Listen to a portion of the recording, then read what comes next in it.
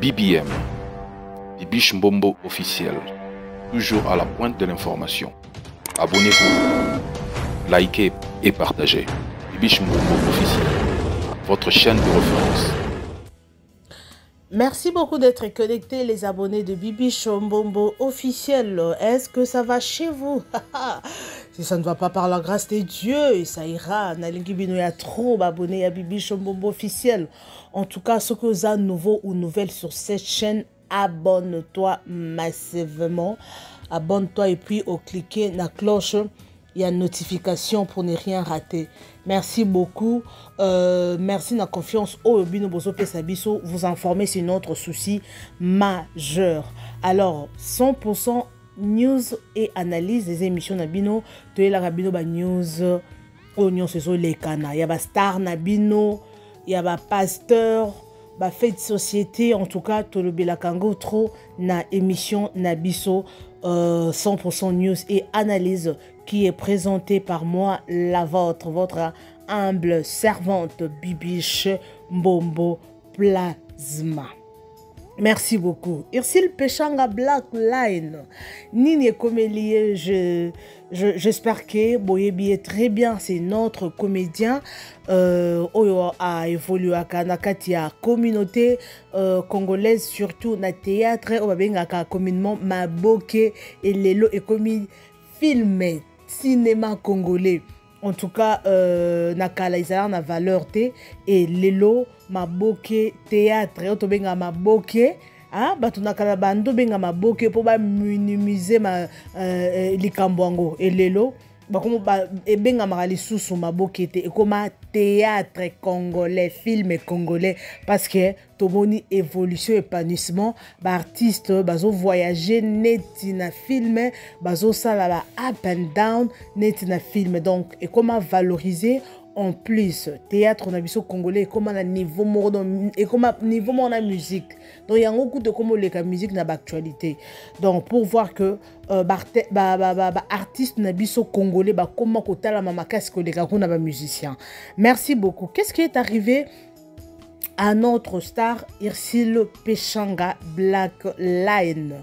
Voilà, Irsil a sali clip na Fali Ipupa, clip MH abimi en fait bomoni wana bozomona déjà image ezo circulé wana bomoni image wana ya Irsil Peshanga Black Line na Roncia o aza artiste aza comédien yewana azo à part baromi bale baza ba figurant na clip ya Fali Ipupa. J'espère que boye bien très bien. Irsil Peshanga azali petite sœur ya Fali Ipupa o batunyo so ba yebi. En tout cas, Fali Ipupa comment na la façon dont pardon azo se comporter na Irsil Peshanga tozo comprendre que liaison mokweza na ndenge ya mabete quoi na ndenge ya mabete parce que biso ba congolais tolingaka ko imaginer mabe non na sens que liaison mokweza ezalo quoi au moins so bo message déjà na muto donc akomi le quoi famille le ko la ndeko donc tozo mona. La fois passée, tout le monde qui Fali Ipupa a pensé qu'il y a musicien naie visa il y a 4 ans, il y a 5 ans et puis na staff tout le monde qui Irsil Peshanga azalaki parmi bato bazwa qui visa na staff il y a Fali Ipupa. Voilà. Nazoib Sabino et l'oroni ezoleka. Alors après visa wana tout le monde qui battu belé balobaki en tout cas les gens ont parlé vraiment pour na bango ba mona qui que eza humiliation pour na Irsil Peshanga comment est-ce que Irsil Peshanga a coquille au Fali a coquille ko pesaye visa en public parce que Irsil Peshanga azali une star il y a notre pays comment donc pour na bango pour na quelques personnes bien sûr minimiser qui Irsil Peshanga pourquoi bakokwa ki ko sala bongo parce que yepe aza star ya mboka na biso il a fallu ba pesaye visa naye en cachette basaleli yango na émission donc babengi a déplacer place oyo azali ti akoma na place ya répétition ya Fally Ipupa bapesi visa en public donc basaleli yango na émission ye moko Fally Ipupa apesi visa wana donc pour na bato parce que moi je parle selon ba rumeur selon ba commentaire ya bato donc biso to travailler à bongo so ina un sujet boy non mais quand on checker qu'est-ce qui s'est passé ba commentaire ya bato ça ndenge réaction ya bato par rapport ya publication ou bien ya sujet réaction ya bato ezali ndenge nini yango to yaka nango awa to discuter ensemble parce que vous savez que moi je suis toujours au milieu du village toujours du côté de la vérité. Hein? Donc, biso tozalaka wana te pona kotombola mutu moko tokitisi mutu moko non. On est là pour tout le monde. OK? Voilà. Tout le monde qui en tout cas réaction on a la plupart de personnes balobaki non Ursule Pechanga et loko asali ezalaka te. Parce que ceux qui tolobi que non to comparer wana ba commentaire ya batwa ceux qui tolobi to comparer Ursule Pechanga na ba sila na ba belle vie na minute oyo Ursule azana se wana nde bato bazoloba bozoyoka mutu moko alobi Ursule Pechanga na place au belle vie azali Ursule Pechanga nde fala azala bazala sila bisalo na Ursule donc Ursule atikali musika atikali vraiment ye azaki mutu moko amikendela poto na ndenge na ye ata Fally Ipupa pesaki ye visa alinga pesa en coulisses akeka bakutani kuna mais pourquoi pour prouver à qui parce que tout le monde a si la bisal bakenda poto na bango moko oui ba fan bako bengisa ye ako sa famille ko bengisa ye ye moko ko kende pe oui mais tout le monde a raté baleka na télévision be akeko senga viser pas JB et pas mutu mobo non tout le monde a rappelé belle vie akenda ba États-Unis en zongi. Et puis, bah, jeune talent, bah, jeune fille, ou artiste, bah, kende, bah, Davina, bah, kenda, poto, bah, zonga. Voilà, selon, bah, rimer, bah, toi, on a nazolo, bah, donc, différentes personnes, quoi. Oh, en fait, bah, commentaire, bah, tché, quoi. Tout le monde a, bah, Davina, bah, kenda, poto, bah, zonga, ka. Bah, Luna, oh, bah, Elobi, bah, kenda, poto, bah, zonga, ka. Bah, qui encore? En tout cas, bah, te belé, bah, beta, bah, to, bah, kenda, bah, zonga, ka. Bazo qui n'a pas propre moyen na bango ata bato ba support bango na sima mais ezali en tout cas ezali en public té mais pourquoi Ursule bayaki ko pona bango ezalaki humiliation voilà qu'est-ce qui s'est passé au juste bomoni clip wana et leki ezo leka déjà Ursule à apparaître na clip comme figurante. Et si je couple na bango na Roncia, oza artiste humoriste, je peux dire. Voilà. Pour na batu balobi, yango Ursule Pechanga. Carrière est si liée to nini. Inspiration est si liée to nini. Parce que tout le monde a quel sou na mangamba ba théâtre te. To komika Ursule to moni. Donc eloko azo sala ya concret ezate. Parce que bato eloko o ba yebeli Ursule Pechanga ezali théâtre. Mais comment a Koki ko abandonner théâtre pour asala nini? Oui, tu peux avoir tes business personnels. Ozana ba business no ba boutique, ba salon de coiffure. Né dernièrement tout le monde a qui salon de coiffure, il y a Ursule Pechanga, celle-ci qui en tout cas ils ont vraiment kitoko tout le monde qui n'a pas image wana. Oui, ils ont business personnel, tout le monde ba maison d'habillement et tout, azana oyaye. Mais pourquoi musala théâtre a zo sala les sous-souté? C'est bien bon. Tozo monaye na ba pièce ya batu mususu azo apparaître dernièrement tout le monde qui est pas belle vie tout le monde qui est pas dinana et pas batu mususu azo jouer mais yé moko pourquoi pas azo jouer apparemment atikali sima batu mususu balobi azo banga sila peut-être amonia okokana lisusu aza sous niveau mona sila te parce que c'est qui est vrai belle vie ba percer hein. Bazo percé, c'est qui est vrai. C'est ça. C'est ça. Et ça, yo telemi. Moutouma zaki na simano, aoleka yo azokende. Ils ont avancé, hein. Mais yo ce que telemi, batu bando ya bando leka yo. Je n'ai pas dit que Ursule Pechanga a telemi. Oui, quelque part, je peux dire ça dans le sens que a telemi na musala ya théâtre. A telemi. A ok malembe. Ok, ne malembe. Wana sko ezo engagé nga moko onga nazolo basiko. C'est que je venais de dire, ils a commentaire ya batou selon ce que les gens disent au fait. Oyo nga nazolo basiko yo, ezo engagé kingai. Irsil Pechanga a sa sœur Oyo, nga nazara toujours un témoignage bien pour naïe parce que j'ai eu le temps de parler avec Irsil Pechanga. En tout cas, naza témoignage bien pour naïe. A solo laka bien, en tout cas très bien, a jouaka bien. Mais Irsil Pechanga biso toyebio comme une star, une artiste. En plus, on bandango le loto bandango lobby. Wana ona oloba ezo engagé kengai. Irsil Pechanga na ko répéter ngoza parmi ba fille el boso ba théâtre ba sala production ya bango moko. Wana nga nazoloba selonga. Naza sur bato pe bazola nanga boyebi makambo nazoloba. Irsil la sala Irsil contre Pechanga toyebi yango biso bien. Asala ba film mususu la fille de la fille de mon père j'espère hein et koza yango wana. En tout cas ça la biloko belé auto il faut to lobela kango pe parce que nga na lobaka wana je ne suis pas là pour na ko tombola ra mutu moko kotika batu mususu te non bango nyonso ce sont nos stars parce que na ko bando tombola mutu moko lelo to so la raté apesa nga mbongo te loko te siko o wana mususu la pourquoi pas na tombolé non ça la ka ki fanatisme non bango so baza ba star na biso oyo sala musala makasi wana yende to bando ko lobela souvent pour azo sala mais to ça on a fanatisme te ka poka ka ye dans na lingeka dans les vides beauté. Moi, je ne suis pas là pour nous linga moto dans les vides. Ce qui nous lingoto dans le bélo, c'est qu'on ça moussa nous bien.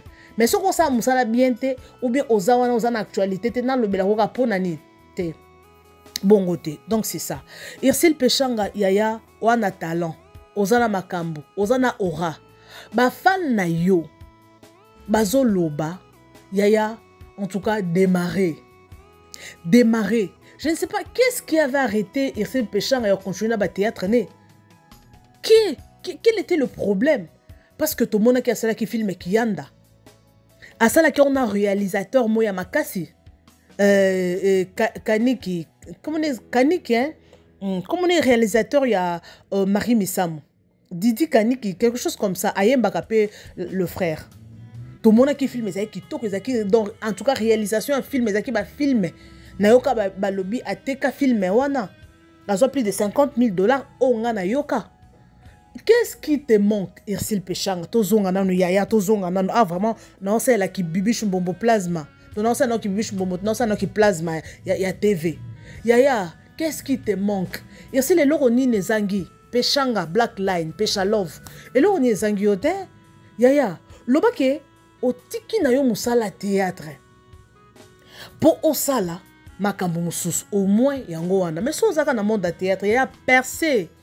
Badina na basali ba chaîne awa lobi ba commencer la production tout le monde na façon azo évoluer ba Cardozo ba na mike ba commencer ba production tout le monde na façon na éviter peut-être Irsil la sana pour ça asa les logo mo parce qu'il y a azamara moko ba linga osala les logo moko hein il y a rare hein c'est qui est rare et cher alors ça les logo moko do ya yemoko mais il y a d'autres choses hein to landaka conjoncture et maramongo zo kende beto kenango boy et blo mususu surtout communauté na biso soko lobi o memela bango be émission ba logique wana ba français belé ba soki éducation à la vie ba kolinga ngote bango ba linga place ba polémique ezali place ba live ba zo finga ba toto ba zo ça n'importe quoi ne place ba kokota ya même aka na liro ya biso ba congolais po ba otalama po soko lobi la ki logique wa makasi wana peut-être ba congolais ba ocho kutu misute bango ba linga ba théâtre place ba zo seka donc congolais za bongo. Yaya, s'il vous plaît, n'aimez que la qualité. Zongela théâtre. Parce que comme on a le rôle otikala, oui, c'est bien bon. Quoi apparaître dans clip a fallu, oui, c'est une bonne chose. Et mémoire internationale, wana tobo yangote, clip wana tikali, de génération en génération. Les lois tabac na biso bakoli. Bandomona maman na biso alekaka na clip a fallu à MH na Ronsia. En tout cas, et ça l'a bien parce que fallu pour pas hasard ndekonayo, oui. Fallait pour pas payer chance, payer visa et les lots oyo, payer chance à quoi apparaître dans le clip. Oui, quoi apparaître dans le clip, oui, c'est une bonne chose pour les lots. Bantier, parce que fallait pour pas international là. Wana tobo yangote.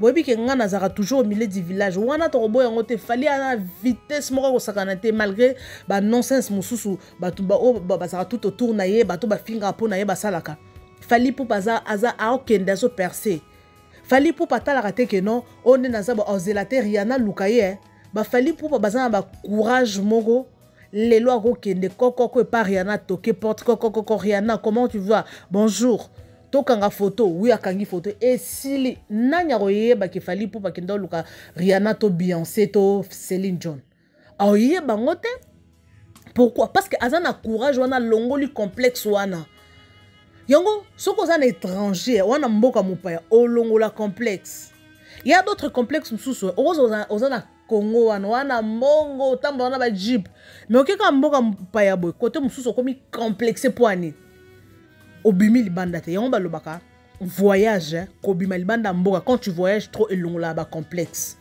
faut aller voir ba anglophone ata moni star monene azongenga babi Michael Jackson yo wana Celine Dion yo wana akotale akesote te lokwa biso ba congolais akesote te te aza complexe te fali pupa aza bongo yango moni fali yango azo percer po aza na courage alongoli complexe atia côté aza international oui félicitations parce que kozadjana fali pupa eza déjà haute dimension amemio déjà likolo world déjà pour te dire que non kuna na Asie ba otala fali pupa oui aza international wala tobo yango te ba otala ye fali pupa na mindele ba komo otala ye wana tobo yango te bazotala ye malgré c'est pas tout le blanc ne baso consommer fali mais il y a moi mike baso communauté congolaise les africains wana tobo yango te ba consommer fali mais ba mindele vraiment ya mindele ya oya solo wana mingi pe ba fali pupa te wana tobo yango te. OK, revenons à notre mouton. Ko ça la clip na fali wana et memi déjà Irsil et Matisier wana tobo yango te mais ya zonga na théâtre à moins que lingi ko tika na au théâtre na yo okota na maso ya ko apparaître na ba clip na makambu mususu mais toi na posa to mona yo eloko to yebeli Irsil Pechanga Black Line bat bazo miss koloba na yo wana bato bazo miss koloba na yo wana ta façon de parler et ozo jouer ndenge loba mbangba lokola ngai boy omoni allez na lingite pardon maman sikae na lingite ya clip film ou a joué la fois passée par Belleville azaki moi c'est dingi ma bokilo maman sikae ki chor ando lingite wana dingi omoni yebisa mama na bino dingi boy point na sa façon omoni kolwane ya mbangba lo wa babiso donc on sait l'effort na loba malembe mais ça ndenge nanga donc faut na loba ka mbangba ba Irsil Pechanga yaya tozo miss yango we miss it Irsil zonga parce que eloko moko te ko empêcher Irsil là c'est la production quoi caméra to site à tournage oza na chaîne ya YouTube yaya YouTube na goût YouTube o sarana mo mundele ofandika boy check your AdSense ozwi message yozo sakane o sakane siko bato basabiso ko tosala ba émission ya mike oyo tosala ba émission ba analyse ya mike tosala ba view kutu ya ma tosala mais moi otali pe na fin du mois boy o checker pe bobi en tout cas moi maya komela na ozanga ta moi maya komela te tosa ko ba view ya mike et bon siko ba Belleville na basila basala ba 100 000 to kenon na niveau na biso ba congolais communauté congolais biso ko otala boy kutu ate na so batama ya komela siko basila na ba Belleville bato basala ka ba 100 000 views parce que ba communauté na ba niveau ba 1 million de views te wana ba na niveau na biso ba congolais. Parce que, surtout que na niveau ba Nigeria, ba rit ka dire ba ça ba 13 millions de views. Voilà ezama mususu. Mais ce que ba Belleville on a ba sila, ba ça ba 100 000. Bazoa combien par mois? Bazoa combien? So est-ce qu'on mouton on est ba Belleville wana. Belleville a boss Bo sala ba jete bato bana mondo o ya YouTube ba ebam nazolo ba Belleville a boss bo landa ki simplicité wana te na moko YouTube Na ba vu à salaka. Belle vie chaque semaine à chaque film en plus chaque jour. Sur Alexis 2 jours, 3 jours à présentation, il y a Nina salaka na ba making of ne 4e jour pas. À l'andaka ba 50 000, ba jour là ça ba 50 000. Yewana ba 100 000 ba 200 000. Belle vie à boss. Siko na matière ya mbongo. Te irsi la rose ale na mbongo, mais siko ya ba belle vie ne ba okende. Et c'est quoi que non? Yo mutu toza to bandi bénéfice, to bandi biso to bandi na fond ya $100. Yo au sein de business to tika na yo. Mais ngaka chaque jour na ça la business. Chaque mois, chaque année na zo évoluer. Toza ndenge moko te. Yo ko zaka na $100 no bombi yango. Mais nga siko na $100 na on multiplier. Eza ndenge moko te. Ici le péché à part mbongo to comparé kuma mbongo te. Mais toza na posa na on a scène. Ozana biloko oyo biso tozana posa tozo pas irsil pechanga. Wana ba biloko il faut pesa biso. Il faut livrer biloko. Parce que talent on ba pesa eza kati na ezo ganga. Vous savez, attends la Bible baloba hein. Omoni mutu so ebo kufa na eloko nzamba chakati na yo et que o livra ngote. Donc on nzamba chakati na yo, to talent on nzamba chakati na yo. Obimisa na mokilité, c'est un péché au kokota lifelo. Boye ba ngote. Nzamba pesa o domo ko ya koyemba, mais oyemba te olukani na vie. Yo li o lié o kende koyemba, o sa mambo musique to komo mono ko na business. To moni yo kuno okesa la soki musala nini, soki ki ingénieur, soki nini. Mais soki o lobi oyemba a ozana mongongo. Mais aussi c'est désorienté. Oui. Clip et comme ça en plus na carrière oui tout le monde qui linda coach asala qui clip dans Fally Ipupa oui et bah c'est qui en plus oui tout le lobela qui on a film et tout mais à travailler puis quand on continue à travailler chaque jour ozo sal ozo améliorer. Chaque jour, ozo lobozo. Net biso net lobara chaque jour na loba na sa émission. Place au berre rezala qui non luka ah te na ndaki à côté na sala qui na so améliorer. Donc c'est ça, chaque jour ozaka na poso jouer. Toi na posa na yo irsil pechanga ya toi na posa na yo. To mona ki ba télé réalité beta makiwana. Ba télé exa ba télé réalité ti le wapion. Wapion toza na posa télé réalité wapion irsil ni zo kanga yo. Nini zo kangayo pechanga. Ngana zarana témoignage à pechanga. Moi je vous dis pechanga ça ilanga publicité.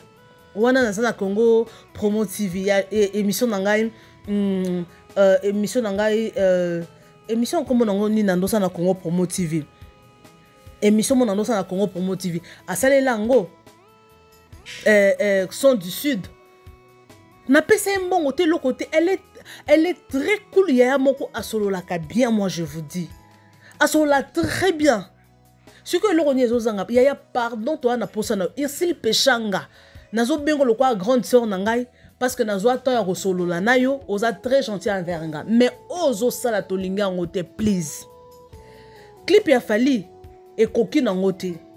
Oui, Fally a pèse makambo déjà visibilité to boya ngote. Mais na monde wana, la fois passée tout le monde qui a kanki ba photo na ba delta. Ok, na ki Côte d'Ivoire. Tout le monde qui a kisi go à kisi delta. Tout le monde qui a na bango. Tout le monde qui a pena go. Moi je m'attendais même beaucoup ça la table. Moi filmer moi quoi mouké. Parce que les lots ba producteur bazalera sous soutien. Ba producteur bazalera te comment rabino na bino zuga bon no changer bo sali film. Pourquoi ça la ngote poignir s'il pechanga.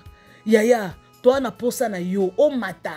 Irsi lo kiti, irsi lo yoka na kali susute. Na bano ba ye mikolo, ba ngonde ba koma ko yoka na ba osa ba succès, irsi lo za wapi. Olembi makambo ya théâtre. Olembi ma finga. Tonini. Oh non. Franchement, je vous dis, j'espère que le message oikoko me pas ici pechanga. Je t'aime ma yaya, na lingio makasi. Bino nyo soboza ba star na biso. En tout cas, nga personnellement, nazora parti prêté na le bras toujours na émission nanga. Bino yo soboza ba star na biso. Lelo to nga to mono ne to moni si la kuna ba nominé na Ziko mo award. To za na posa na yo lelo. Toro lobela si la ponini a combien déjà na niveau Ziko Award ba voter le loso kaye na trophée ezale sengo pona biso ba peuple congolais pona biso za lokumu mboka toro sepela pe Ursule Pechanga pe elo moko biesa la surtout na carrière na yo biso toza na posa ba vie privée na bino ba artiste te ba vie professionnelle nde biso to salé la kango ba émission toi na posa bo percer. J'espère que le message est coma.